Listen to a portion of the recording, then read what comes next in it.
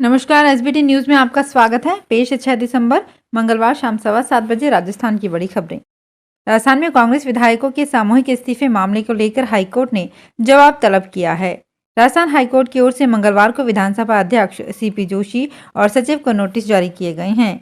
विधानसभा में उपनेता प्रतिपक्ष व चूरू से विधायक राजेंद्र राठौड़ की जनहित याचिका पर सुनवाई करते हुए हाईकोर्ट की जयपुर बेंच ने ये व्यवस्था दी है।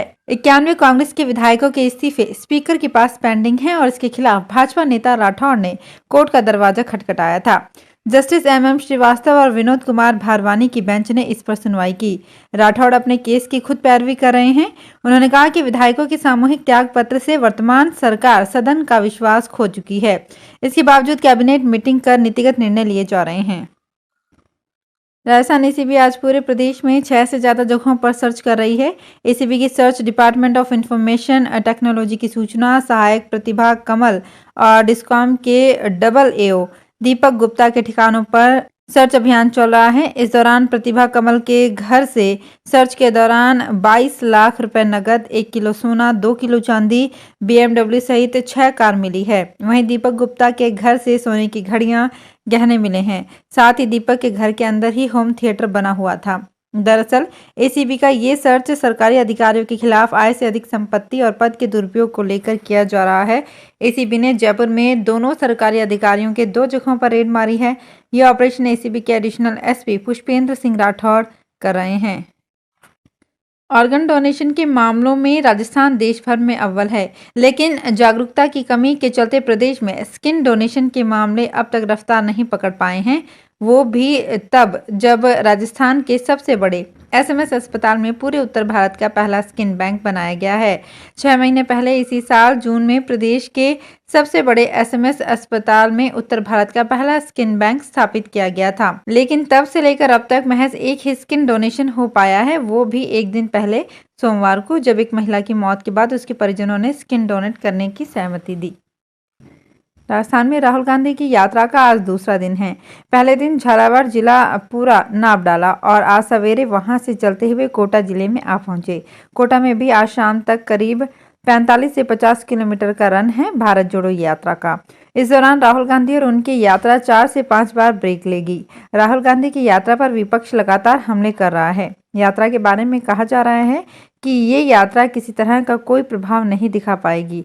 बताया जा रहा है कि करीब 18 दिन की यात्रा के दौरान राजस्थान में 7 मंदिरों में जाने का कार्यक्रम है।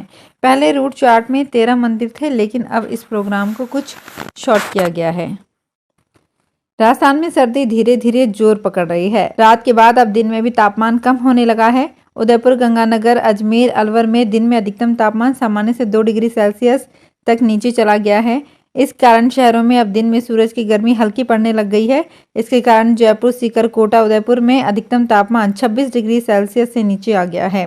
मौसम विशेषज्ञों के मुताबिक सर्दी का ये दौर आगे ऐसे ही जारी रहेगा। दिन और रात के तापमान में कई शहरों में 2 डिग्री सेल्सियस तक की गिरावट और देखने को मिल सकती है, क्योंकि उत्तर भारत में अभी मौसम बिल्कुल शुष्क बना हुआ है।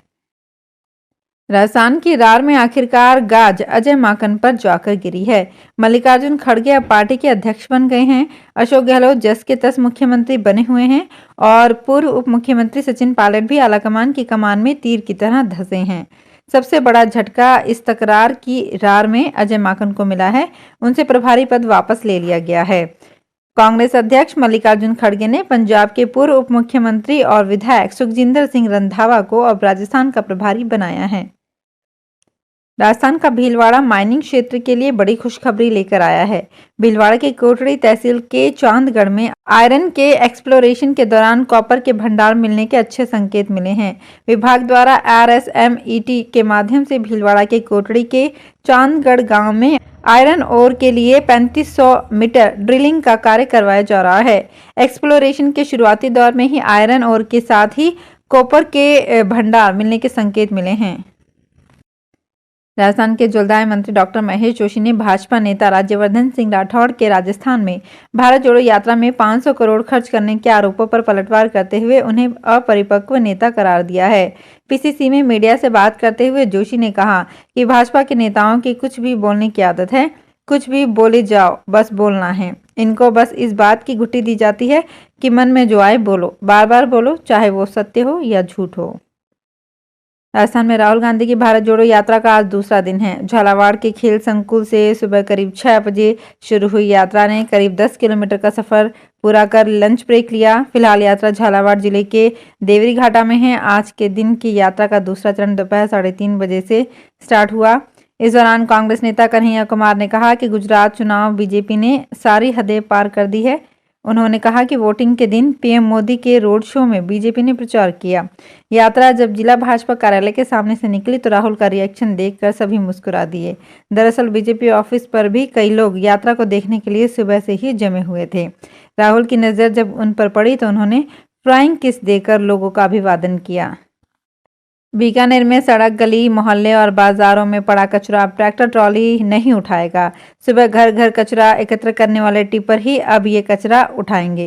ट्रैक्टर टेंडर का सोमवार को कार्यकाल पूरा होने के कारण ऑटो टिपर से कचरा उठाने की व्यवस्था की गई है। दरअसल 5 दिसंबर 2020 से ट्रैक्टर ट्रॉली से कचरा उठाने का टेंडर हुआ था। 1 साल का टेंडर होने के कारण 2021 में कार्यकाल खत्म हो रहा था, लेकिन तब भी नया टेंडर न होने की वजह से इसी फर्म को 1 साल का एक्सटेंशन दिया गया। प्रतापगढ़ जिले में एक पखवाड़े पहले जहां यूरिया को लेकर काफी परेशानी हो रही थी, किसानों को अधिक दाम में यूरिया खरीदना पड़ा था। वहीं जिला प्रशासन और कृषि विभाग की सतर्कता और कार्यवाही के बाद अब हालात सामान्य होने लगे हैं। वहीं दूसरी ओर सहकारी समितियों में भी यूरिया की सप्लाई शुरू हो गई है, जिससे किसानों को आवश्यकता के अनुसार यूरिया मिलने लगा है। कृषि विभाग के अनुसार जिले में अब तक की आवश्यकता के अनुसार 23,000 MT यूरिया की सप्लाई हो चुकी है। राहुल गांधी की भारत जोड़ो यात्रा में खाने पीने, नाश्ता और गर्म पानी की व्यवस्थाओं की जिम्मेदारी प्रमोद जन भाया, खान मंत्री व अन्य विधायक संभाल रहे हैं। पिछले 15 दिनों से भाया की टीम में शामिल कार्यकर्ताओं के अलावा विधायक पानाचंद मेघवाल, विधायक निर्मला सहरिया, जिला प्रमुख उर्मिला भाया, जिला अध्यक्ष रामचरण मीणा आदि ने कड़ी मेहनत कर अग्रिम प्लान बनाकर काम को अंजाम देना शुरू किया है। प्रतिदिन एक समय के अनुसार लगभग 8,000 लोगों के भोजन नाश्ते की व्यवस्था की गई।